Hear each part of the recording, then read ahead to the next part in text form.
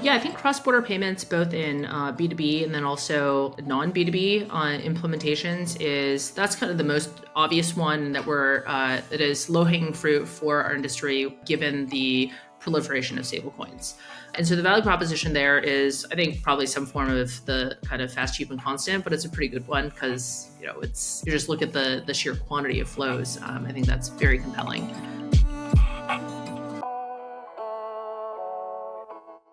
Thank you everyone for joining us. My name is Eric Turner. I am CEO at Messari, and today we're going to be taking a deep dive into the recently released Messari PayFi report. I have two experts here to help us unpack some of the insights from this report. I have Richard Liu, the co-founder and CEO of Huma, and Lily Liu, the president of Solana Foundation. So to get started, I think it would be great if you could both just give everyone a quick introduction, let them know, what you do at Huma and Solana, and we can get into it. Cool. Well, my name is Lily. I'm the president of the Solana Foundation.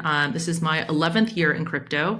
So I got started in Bitcoin in 2013, 2014. And what really compelled me into the space, which is why I've been thinking about what we now call PayFi for a while, is this idea that cryptography allows individual sovereignty, self-custody, and the idea that, now that money is data, you would be able to have a unified kind of set of financial rails that anyone on the internet would be able to access. That's a pretty powerful idea. It's way beyond store value digital gold, which is now how most people think about Bitcoin. So there's Bitcoin, kind of the asset and the protocol itself, and then there's kind of like the movement that Bitcoin spawned. And I think that what's been really cool about it from the beginning is this idea that you could kind of build this on-chain economy. We're very familiar with how there's a ton of trading happening in crypto, but then the question has always been, what about the transactional economy and what are the cool things we can do on that? And that is what we call PayFi. That's cool. So Richard Liu, co-founder and co-CEO of Huma Finance. My background, unlike Nini, is more like crypto OG. I actually latecomer. And I had opportunity exposed to crypto in 2017 when I started my first company, and I rejected to go with that route. But when I started my second company this time, I was very determined. I already really have a decent understanding about the blockchain, what crypto can do, and it's committed to this route.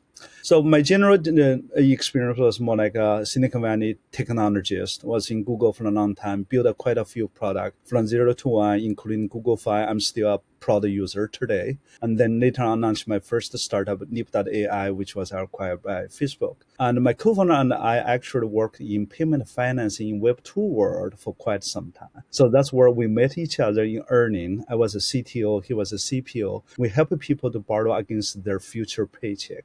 We process about $10 billion transaction volume every year. So we see those type of payment financing, how much it can impact average people day-to-day life. And then when we get into crypto world, we know blockchain and stablecoin can make those experiences a lot more powerful. That's why when we started doing Huma financing, we really just laser focus on it. And thanks to Nini, and we really create a very concise term, PayFi, and unified a lot of movements together so that many projects looks like more like isolated projects. We can move together to create a transforming force to bring real impact to the real world. So I want to dig into that a little bit more because this is what stuck out to me. And PayFi is actually a new term that I learned about as I was reading this report. And Lily, it sounds like you created this, but coming into it, I thought this was just about payments. And, Richard, to your point, it's payment financing. So I'd love if we could dig in a little bit more on, what is payment financing and why is it so important to have this be on a decentralized blockchain? Well, I've got my take on it. I think about this from a couple of different angles. From the more macro angle, I think about it as, okay, if we're here to collectively in crypto be building an on-chain economy,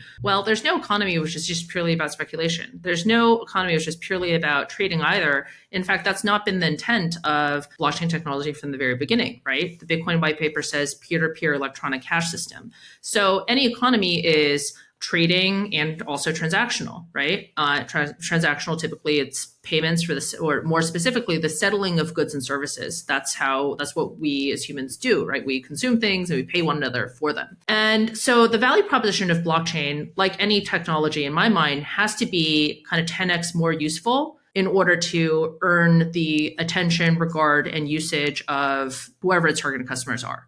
So I've been thinking about this for a while in terms of, well, the narrative around the kind of transactional use cases in crypto have always been it's faster, cheaper, and constant, right? 24/7, always settling, fairly instant settlement.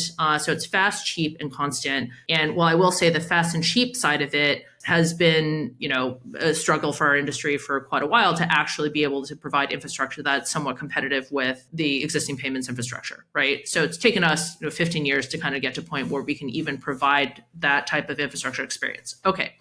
But I think that even that narrative around fast, cheap, and constant is not really good enough, right? It reminds me of when we thought Time Warner was going to own all the content on the internet because it owns all the content today. And what it was going to do is going to allow you to read your newspaper or magazine quickly, cheaply, and around the clock, right? Fast, cheap, and constant. And what really actually happened is new technology always is about opening and matching new long tails of demand and supply. So for me, the question was like, okay, well, fast, cheap, and constant is pretty good when you have 3-day settlement time or even longer if you're settling more complex transactions and trades. But is there some sort of like long tail supply and demand here that that blockchain can kind of start to bring together, like Uber did with riders and drivers? So that's kind of been the question. And I think when we look at DeFi, the trading part of DeFi, absolutely, right? What do you have? Long tail liquidity, because now anyone could theoretically contribute in the most permissionless form, can contribute even 10 cents, right, into a liquidity pool. So I was like, okay, well, that's really interesting because now you have long tail liquidity, of which there is a lot out there that could potentially participate in, for example, what Huma is doing is it's a new financial primitive and it's new financial product, right? I was like, so that became interesting to me. And you bring in smart contracts and all the other things that have really sort of exploded in crypto in terms of developer interest, user interest, the clear value proposition of stable coins as a first order sort of fast, cheap, and constant. And I think there's just a lot of cool stuff that we can do around creating unique on-chain only financial products around a transactional layer. So I can add a little bit on my personal experience. Like my last company I already mentioned, last year, they processed $10 billion transaction volume. And the business is very healthy. And also they help millions of people who live paycheck by paycheck, be able to, support, get money whenever needed, and host a birthday party for their kids to really to solve their real problem. And however, that business, no matter how healthy it is, traditional bank don't support them. When they tried to get a $400 million credit facility, it was damn hard. And because traditional banks don't understand why. The majority of their revenue coming from tips from their users. They don't force their users to pay very high interest. They only say, if you appreciate the product, you give us tips. And actually, even with that tips, it's a very, very healthy business and a very profitable business as well. But then banks don't give them loans. They end up have to go to PE to get access to capital. All of us know, anybody on the call, if you're a founder or anybody, if you know only one investor going to offer money to you, your throat is cut. That will be a very tough negotiation, right? So that really, on the other side, so it's very hard for them to access capital. On the other side, I know how good the business was. I know, I want to put money in because it's very safe and high yield product. But unfortunately, I'm not an LP of that PE. I could not participate. What I need to talk about is long tail. I'm one of the long tail. I want to participate. I can't. But now, if you tokenize all those assets, bring it on chain, then everybody across the world can potentially participate in that pool, participate into that opportunity till they only belong to the super rich investors. Meanwhile, you enable all the smaller businesses, fintech companies across the world be able to raise capital, not only in their own jurisdiction, but across the entire world. That solves a major accessibility issue from both demand side and the supplier side. I feel that is a major transforming force. And building this type of infrastructure just makes me feel so excited because it solves real problems and bring real opportunities to both the businesses and the liquidity providers.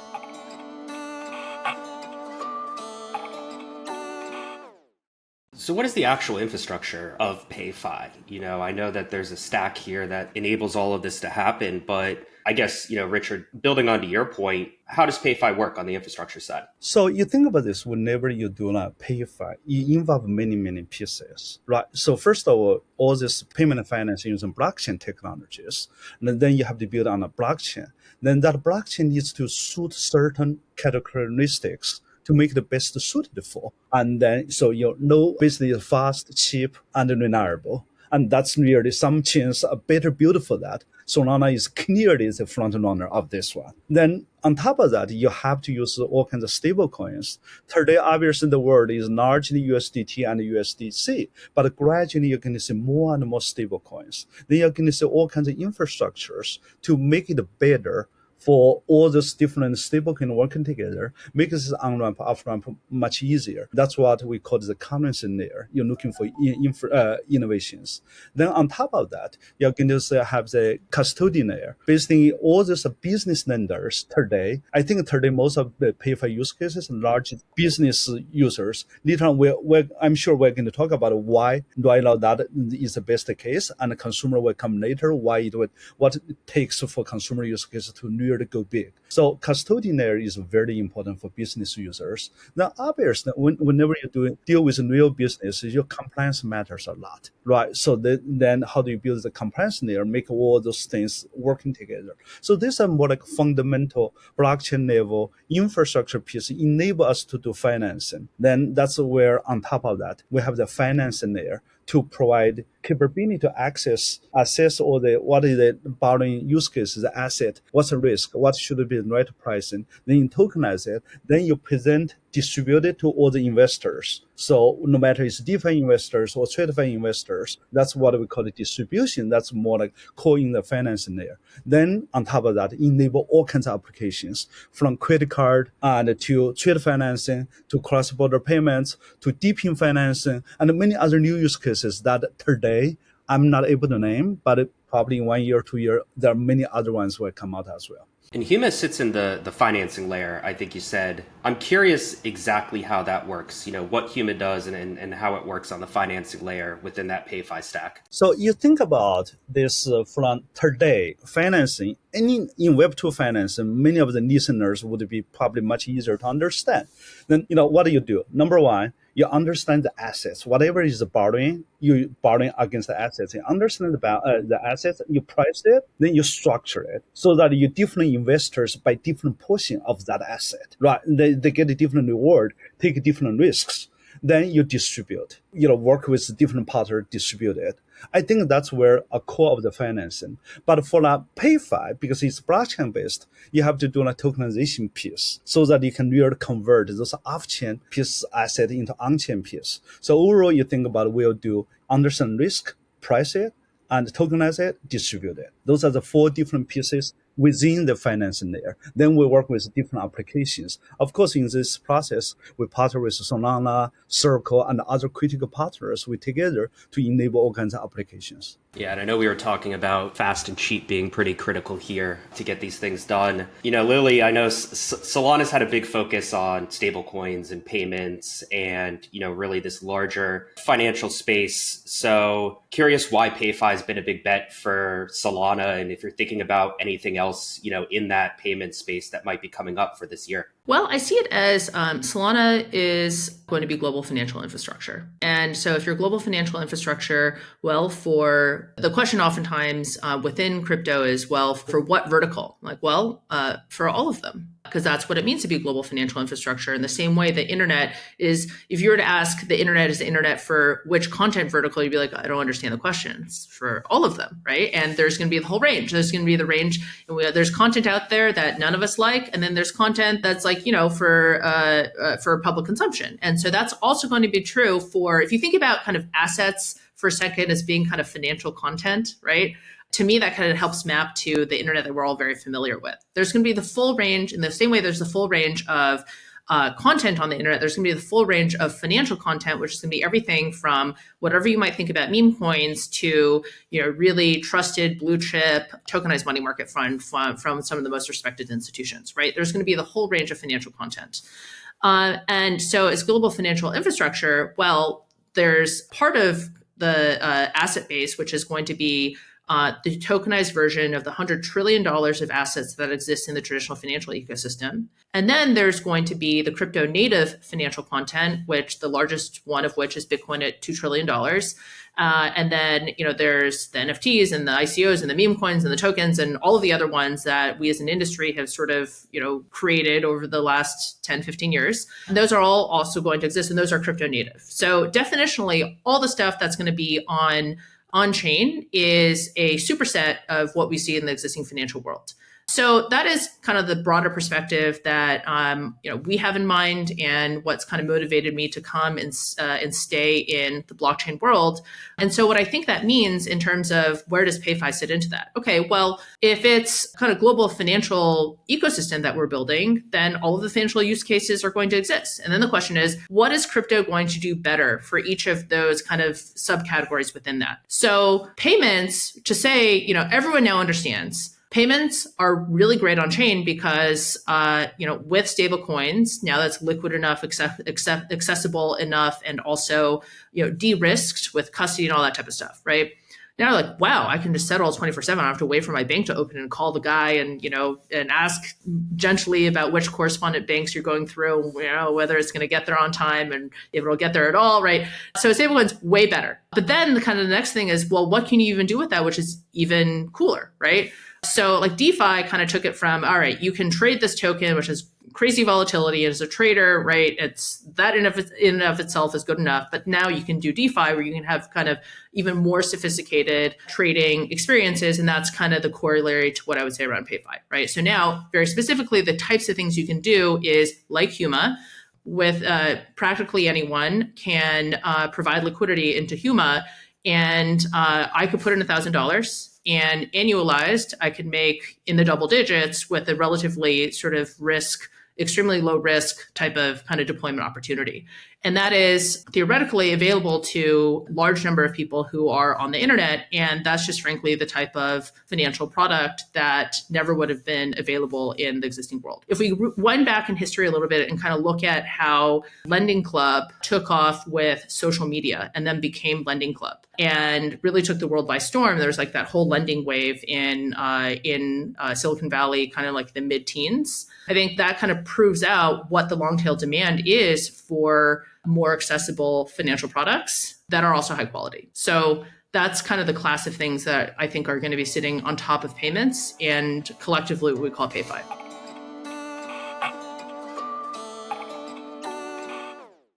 Richard, from your perspective, and Lily, I said Solana is making a big bet on this, right? But at the end of the day, anybody can come and they can build on Solana. It's a permissionless blockchain network. So, Richard, what attracted you to Solana in the first place when you were thinking about building out Huma? I think at the first place, I was saying, was really inspired by the vision that Lily laid out. Such a big chain to say, okay, we're going to bet big on PayFi and, crypto payments and, PayFi. That's fantastic. I was really inspired by that. But once I dig into it, in this working experience, I found that turned out to be the best choice for us. And it's not only because Solana chain has some characteristics that best fit for PayFi, cheap and fast, but also I really think it's Solana team has a different elements. That's how they look at the ecosystem. And they're already very, very powerful chain. But when they work with us, I feel like more like eco startup. Unlike many other things, I feel I'm working with another big giant. I'm looking up to them. Solana, sure, they have so much power in the market, but they work really as a startup, working together with us, giving us many things. We in a respectful discussion with each other. How do we drive forward from events, from product development, and also the other one is many other chains now they're talking about they're very passionate about the PayFi. But honestly, I look at people who really understand it, and I think Lily definitely understand it. I use one example because we deploy in multiple chains, and different chains made the introduction of LPs to me, and the LPs Lily refer to me. The conversation is so much easier because they all get very much educated. They know a big chain is already behind it. That's just really make it so much easier. I think because Solana has that not only technology thinking, because most of the other chains really purely think about technology, but Solana is think about technology and the entire ecosystem. They have tech and the product manager mindset to think about the entire ecosystem. So when I work with them, I don't have to explain the application there. They already get it. They know what kind of support I need from tech, marketing, liquidity, and I know I get all those supports. So I don't have to really, explain. They already get it. That type of ecosystem mindset make me feel it's so powerful to work with. That's why I introduced more than 10 projects to work on Solana. Wow, I'm like, wow, Richard, I'm like blushing in all of the different ways. So, well, I mean, Richard, we met each other back in April, and he was basically all in on PayFi the first day. And it was like, Richard, you realize it's just, we only just started talking about it. He was like, I'm in. I was like, that is conviction. So that's what, we're here to do is Solana. Actually, I think one of our core values is what brings value to the ecosystem is our builders. And it is not like foundation, we're basically just public servants of a GitHub repo. And so we as the foundation need to reflect the values of people that bring value to the ecosystem, which is people who are builders, right? Who take risk, who are trying to be on the bleeding edge of innovation.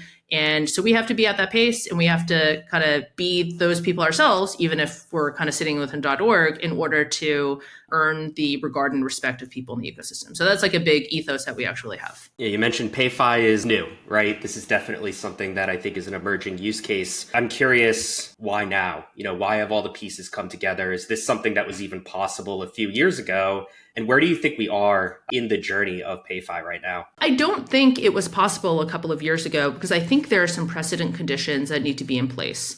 There's core technology that has to exist where you can have decentralized infrastructure perform be able to perform at the level of existing payment networks, right? If you can't, that's like a baseline requirement. If it's not at that level, then you're going to be limited in terms of who wants to use it. So that's one, you got to have performance. And then I think the next thing you have to have, which just takes a lot of time to build, is you have to have a developer community. If you're an open source protocol and you don't have developers, then you're not that much of an open source community because you're really just a code base. There's many of those, but then how many have an active sort of set of active kind of talent community excited about contributing to that and building it over time? And that's really what the power of open source is, right? And so you have to go and there has to be a developer community. And, to date, there's two substantial ones. One is, of course, EVM. The other one, which has really come to the fore the last couple of years, is SVM, Solana Virtual Machine. So that was that's like the other precedent condition that you have to have. And then lastly, you have to have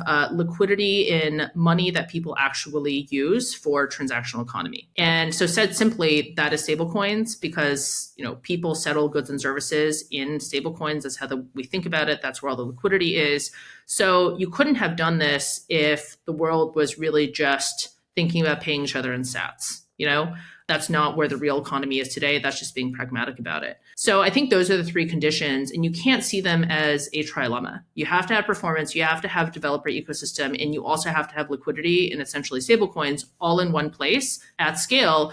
And all of those things are hard to build, and they're hard for Solana to build, they're hard for the industry to build, and they're hard to build all into one place. And I think that really only came at scale in all three of those elements within probably the last 12 to 18 months on Solana. Yeah, that's right. I fully agree with those conditions. I would also underscore another piece, especially when you try to link with real world payments, because all those real world payments are governed by local regulation, local laws. And you would have to have some kind of pioneers in the world that are able to enable stablecoin to be used for settlement for those real world use cases. Switzerland clearly is one of the pioneers. That's our company ARF, and got the regulatory structure enable us to use a stablecoin for settlement with licensed entities, financial institutions across the world. Then you also have Dubai, Abu Dhabi, making movement, and the US with this pro-crypto government. I expect that will be major movement for that one as well. So that's really from technology side, but also from people's mindset side. Because earlier crypto at this moment, especially with the ETF come up, gradually from the very, very earlier adopters, now gradually started transition to be more like towards early majority, right? So then gradually have more people. These people come in, they are not like the very, very early trailblazers. The trading is one piece they care, but they're also the common question would be, okay, what's the real world impact? What's the real world impact? The entire crypto world, even the diehard folks, all think about have some real world impact is going to be beneficial too for wider adoption of the crypto industry. So everybody's looking for this type of use cases. Then you look at the real world impact. If there is one domain that is most powerful, that has to be payments. Why? Because Santosh's white paper is really about peer-to-peer payments. Entire thing is about payments. Then you think about blockchain. If there is one unfair advantage of a blockchain, what it is moving money from point A to point B at a laser fast speed and at damn cheap, super cheap cost. That's the unfair advantage, especially when you compare with traditional financial systems. That is very powerful. And if you unleash it, that will be much easier for you to prove its value. Then on the other side, meanwhile, you also look at the readiness, because crypto side is ready to do it. Then you look at real world, are they ready? Other industry ready to take crypto yet? Not every industry, but you look at any payments in the world, any meaningful payment company. If that company is not look at crypto today, that company probably will disappear in 5 years. Because almost all the major payments companies are look at it. So both sides are ready to embrace. And then that's why I set the real stage for PayFi to take off. That's why after Lily introduced the concept in April last year, and we already see big adoptions. Even the PayFi Summit in Singapore in September, we had more than 2,000 people signed up. And many people were just at the last minute were pinning me, Richard, can I get a ticket? So many people want to do that. The movement is just, you see that because there is a demand. So the movement moves very, very fast.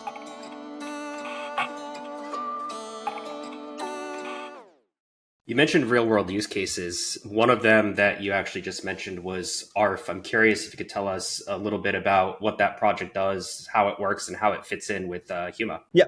So ARF is mainly they help with cross-border payment financing, pre-funding case. So you think about today, if I sit here from Turkey and I want to send money to, let's say South Africa. Normally, if I go to traditional bank, it takes 3 or 4 days, and plus it's very expensive, right? That's just not very good. Then most people would go to a payment company. They will take the money, and then they will find a partner in South Africa, and they will pre-funding that partner with 20 to 25% of every month's transaction volume. Just money sit there, and so that after they get my money transmission request, they will ask their partner, like, please use my pre-funded money to settle this one, so that my family in South Africa can get the payment immediately.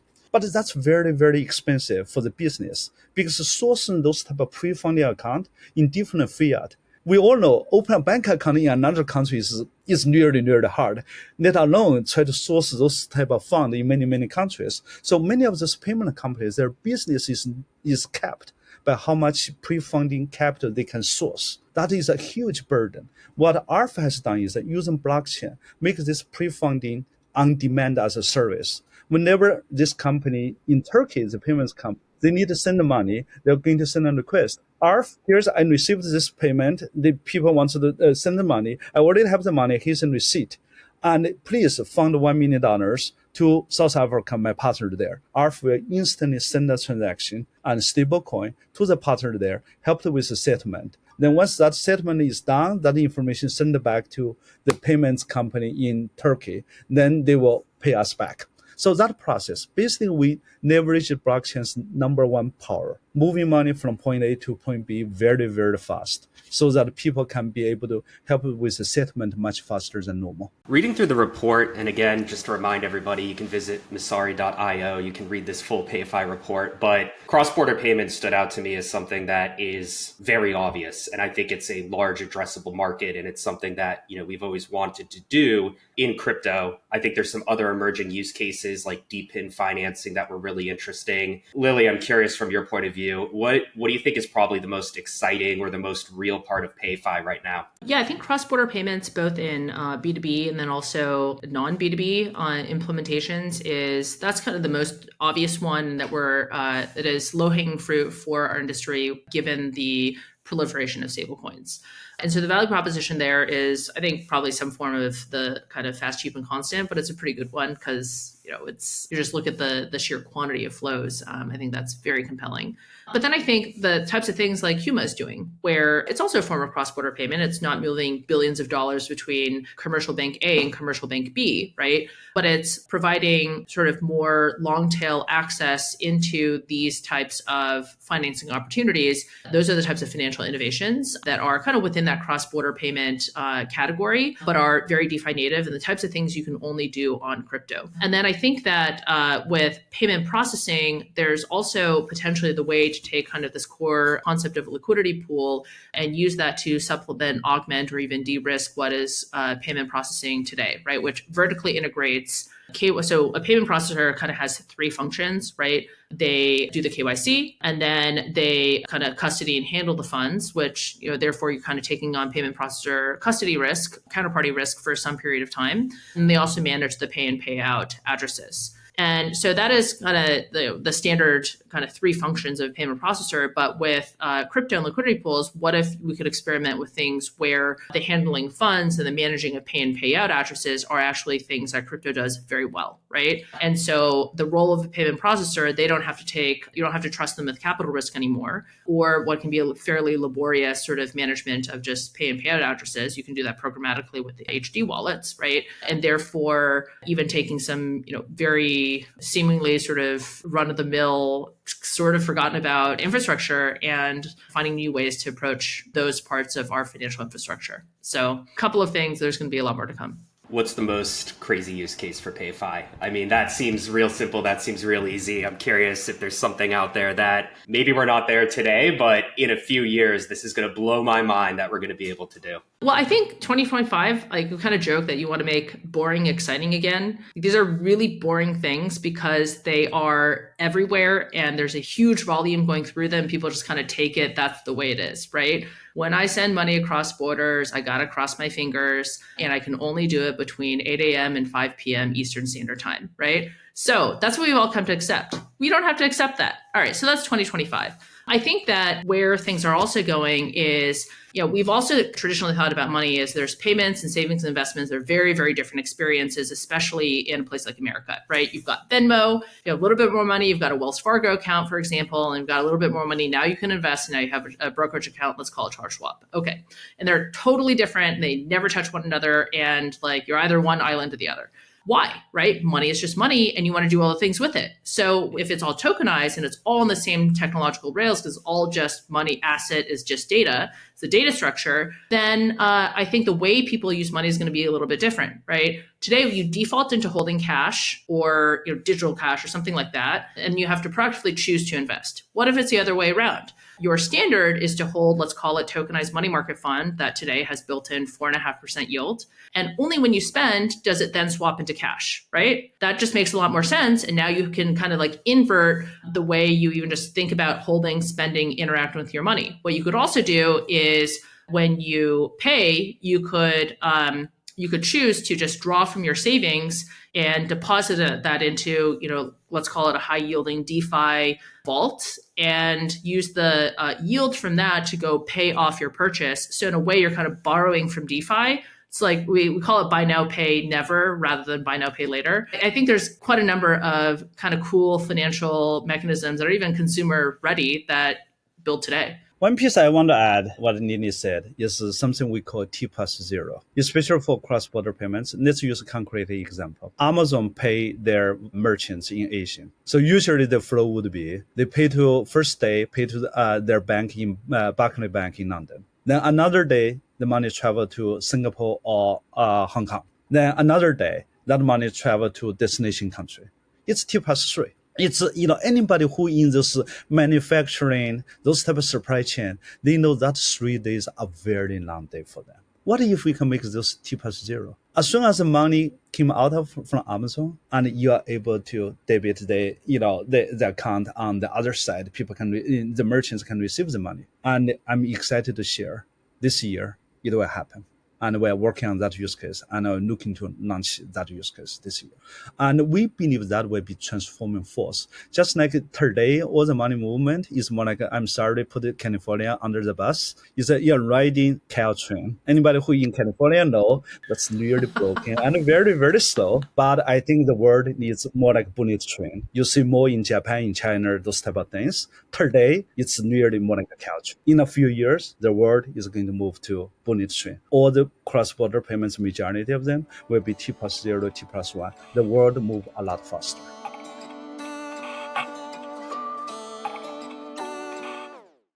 So as we think about realizing all of these future visions, and we sit here today at the beginning of 2025, what do we need? Are there any challenges that we see to really scale PayFi to where we think it could go? I can get started. The number one is, in my view, is education about the market. What happens is the world is disjointed. So the DeFi people feel, many of the crypto native people feel, hey, you guys are okay, you're doing something for real world impact. That's cool. But you will deploy the capital off chain. That's scary, right? So that's, you do tokenization, but that's not what we have been doing. So they have to watch for it. Then you say, okay, this PayFi thing have real world impact. You can potentially get money from TradeFi, right? So the TradeFi people say, yeah, that's cool, but you guys are still doing crypto. Crypto, I'm not ready yet. So in a way, potentially from imagination perspective, PayFi can leverage both DeFi capital and TradeFi capital to be two flywheels. But those two flywheels are not flying right now. And then trying to get them moving requires a lot of education, requires building on killer use cases so that people say, wow, this is real, this has real impact, this has real yield, double digit from real world. And this risk is relatively low, very, very low. And that requires concrete use cases, that requires education, requires bringing everybody together. So educate the market so that people give it a serious look at it. Once they look into it, they believe, okay, this is true, then more and more people come in. So I think that's the number one challenge is just educate the market. We're constantly trying to build a better network. And I think that we've seen that every time there's more block space, then the demand comes very quickly for that block space. So for us, one of the challenges is the ever-present technical one, right? How do we build a better chain, a faster chain, a higher capacity chain? Because I do think, just kind of looking around, I think the demand for block space is absolutely present. And I think it's probably going to be something like we see with bandwidth in the regular world, where there's never enough bandwidth, right? There's almost never enough storage, never enough bandwidth. And I think that is probably what's going to happen in the blockchain world as well, aided by the proliferation of useful things like PayFi, right? Like these financial applications. So there's always going to be that. I think that accelerating stablecoin adoption, because stablecoins are really like a V0 RWA, right? So I think that's like a very easy onboarding point for a number of companies and institutions that, frankly, are the originators or the receivers of all the large flows in the world. And I think that once there is that sort of adoption of kind of the core concepts of crypto, right? Familiarity and comfort with self-custody or with custodying blockchain assets, and then integrating them into business functions and business operation, I think that's going to be probably the jumping off point. And then from there, I think we'll start to see some of the more creative kind of recompositions of payments and savings investments. I already see this in a number of asset managers that might surprise one. I think most people would look at Wall Street as not necessarily being sort of the front edge of innovation on some of these concepts, but I've been really impressed by a number of asset managers and how they've, over the last number of years, actually built ground up the infrastructure to enable this, and are live today the ability to, for example, default hold a money market fund and have that be default rather than cash and spend out of that, and really integrating real world assets into consumption, into investments, into savings types of financial experiences. So I think it's happening really sooner than we think.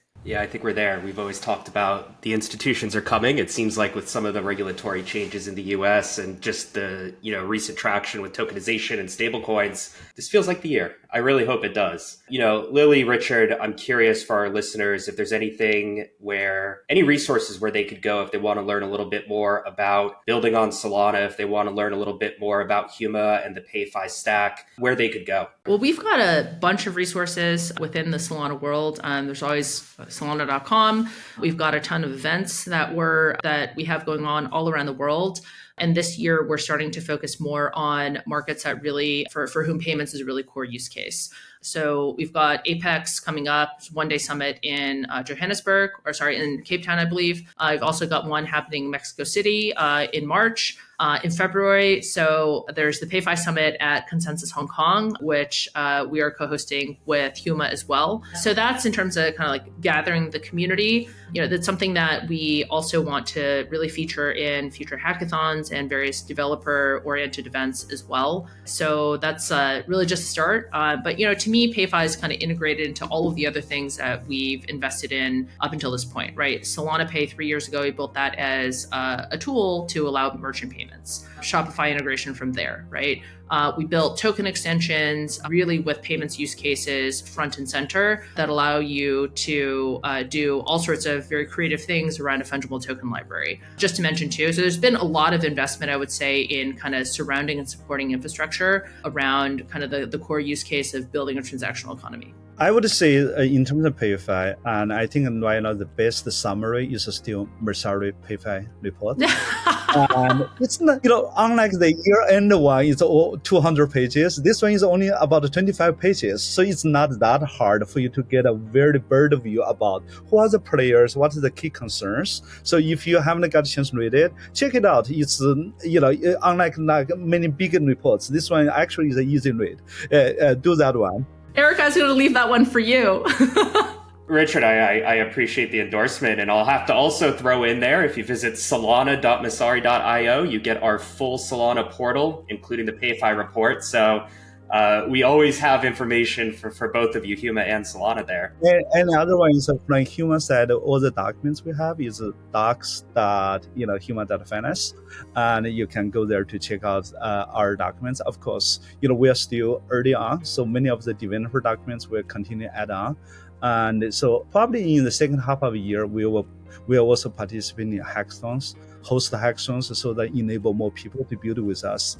When we initially launched with Huma in East Denver, there are so many people building with us, a lot of consumer use cases. And right now, I think at this moment, it's better to focus on business use cases, so that because the risk is relatively lower and because the market is much ready to accept those ones. But I think once we get into later this year, next year, I expect some of the consumer use cases to come out, and we're going to be a lot more active to enable more developers building on Huma platform.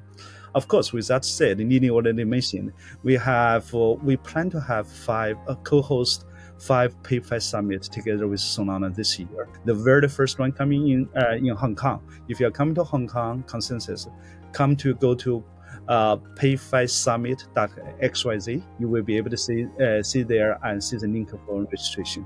I'm looking forward to see some of you in real life. Here at the Messari side, we're very excited about PayFi. This is, of course, the first report, our introduction. We'll be covering it a lot more in the future and always providing updates on both Solana and Huma here. So Richard, Lily, really appreciate the time today. This was very enlightening. And again, for any of our listeners right now, check out Messari.io or Solana.Messari.io, and you'll be able to read the report and much more there. Thank you both. Thank you so much, Eric. Thanks.